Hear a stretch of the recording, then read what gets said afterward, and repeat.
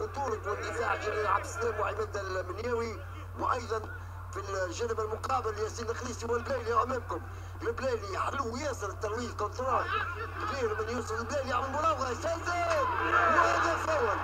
هدف اول لصالح الترجي عن طريق يوسف البليلي. هاو امامكم قلنا كونترول حلو ولمسه قصيره وضرب كوره باليمين على يسار بلال السويسي. واحد بلاش للترجي الى حد الان في الدقيقه 32 من هذا الشوط الاول.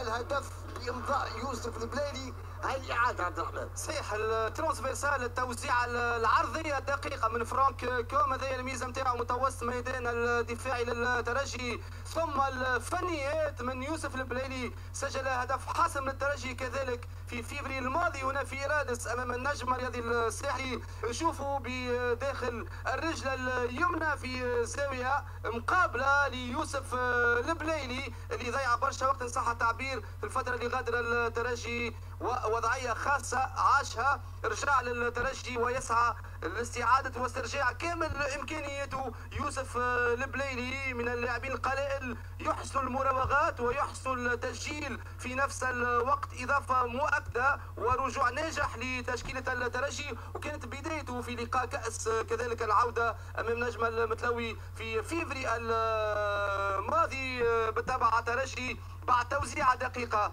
بعد كرة إعادة مرة أخرى أمام عاطف المازني. أو الإصابة لعاطف المازني وأيضا كما يقال الفنيات ومعناه يفيكس المنافس نتاعو، يثبت المنافس نتاعو مباشرة وحط الكرة كما يلزم بعيدة على الحارس اللي يعرف الترجي جيدا واللي هو بلال